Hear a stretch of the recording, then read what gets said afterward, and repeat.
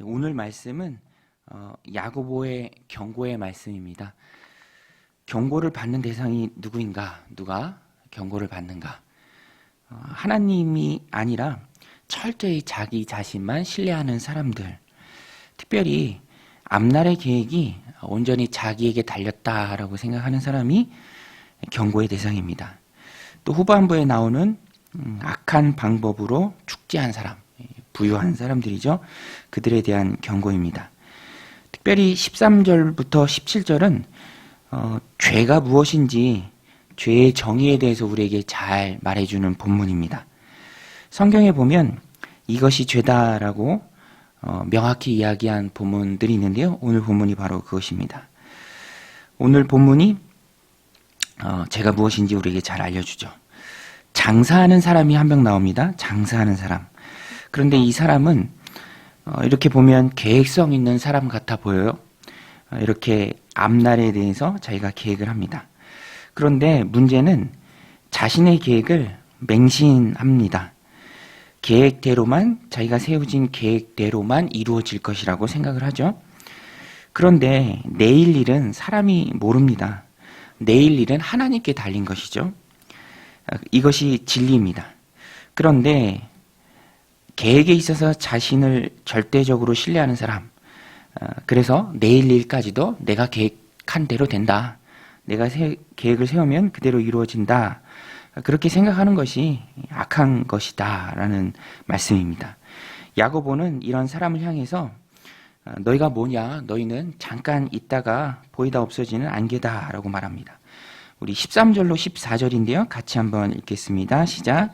들으라, 너희 중에 말하기를 오늘이나 내일이나 우리가 어떤 도시에 가서 거기서 1년을 머물며 장사하여 이익을 보리라 하는 자들아, 내일 일을 너희가 알지 못하는도다. 너희 생명이 무엇이냐? 너희는 잠깐 보이다 없어지는 안개이니라. 내일, 오늘이나 내일이나 어떤 도시에 가서 한 1년 정도 머무르고 이익을 보리라. 계획이 많죠? 그런데 이 계획대로 된다는 보장은 없습니다. 내일 일은 하나님께 달린 것이죠. 그러니까 사람이 계획을 세워도 그 걸음을 인도하시는 분은 하나님이시다라는 것을 인정하는 것이 바른 성도의 모습이고 바른 사람의 마음가짐이라는 것입니다. 잠언 16장 9절이죠. 사람이 마음으로 자기의 길을 계획할지라도 그 걸음을 인도하신 이는 여호와시니라.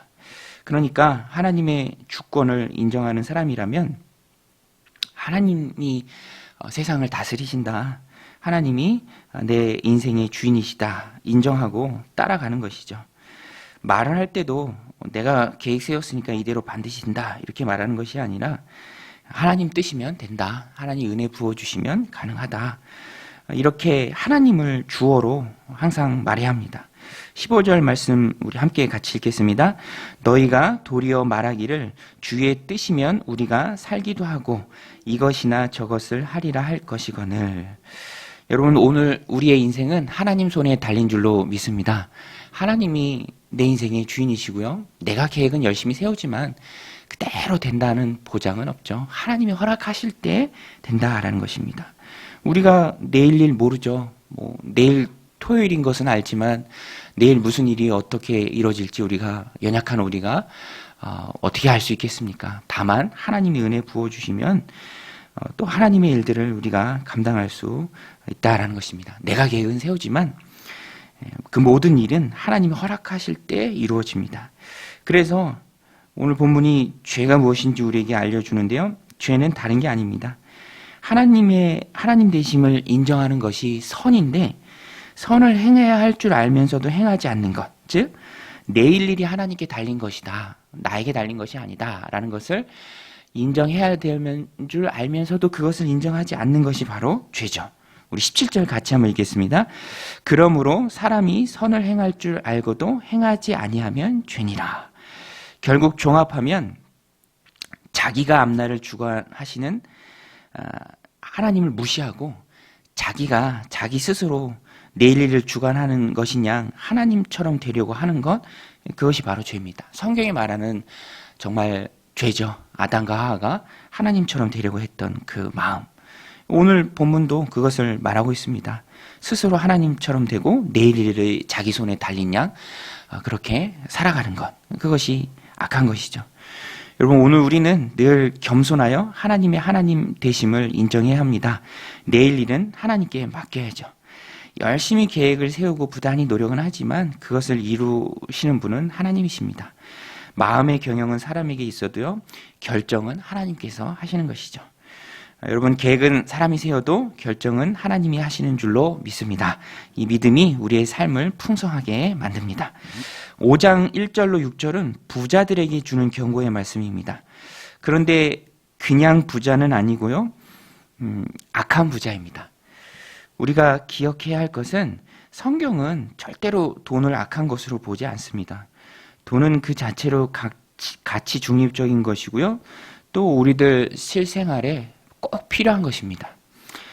돈이 없으면 어떡하겠습니까? 돈이 얼마나 필요하고 또 바르게 쓰였을 때 유익함을 가져다 줄 수 있습니까? 돈이 선하게 쓰이면 정말 놀라운 가치를 발하죠. 그러니까 돈을 많이 가졌다는 이유 하나로 악한 것은 아닙니다.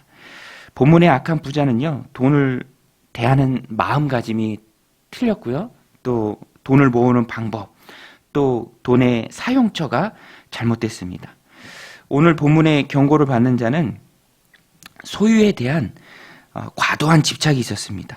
돈 자체, 또 돈을 통해서 향락하는 것, 그것이 목적이 되었죠.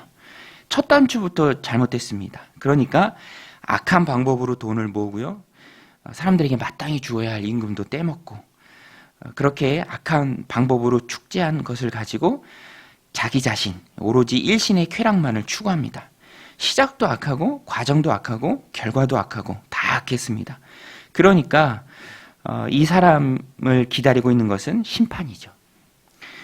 욕심은 사람을 부패하게 만듭니다. 마음에 악한 것들, 더러운 것들, 썩은 것들을 가득히 쌓아둡니다. 어제 어떤 기사를 보니까 어느 아파트에 오랫동안 입주민들이 버리고 간 쓰레기가 지하에 방치되어 두었는데 너무 냄새가 나서 청소를 하니까 그 양이 2,300톤이 나왔다고 합니다. 기사 제목이 이 정도일 줄은 몰랐다. 근데 오늘 본문을 보면 욕심 가득한 마음이 그와 같습니다. 다 잘못되니까 정말 사람들을, 주변을 힘들게 하고 또 악취가 난다는 것이죠. 그래서 주변을 고통스럽게 합니다. 오늘 말씀 4절 5절인데요. 우리 같이 읽겠습니다. 시작. 보라, 너희 밭에서 추수한 품꾼에게 주지 아니한 삭시 소리 지르며 그 추수한 자의 우는 소리가 만군의 주의 귀에 들렸느니라. 너희가 땅에서 사치하고 방종하여 살육의 날에 너희 마음을 살찌게 하였도다. 하나님이 우리에게 재물을 허락하실 때 그것은 우리가 기억해야죠. 나 혼자만 잘 먹고 잘 살라고 주시는 것이 아닙니다. 다른 사람들의 것을 탈취해서 일신의 쾌락을 추구하라고 우리가 이 땅을 살아가는 것이 아니죠. 재물을 얻는 것이 아닙니다. 하나님이 우리에게 허락하신 재물은 흘려보내라고 우리에게 주시는 것입니다.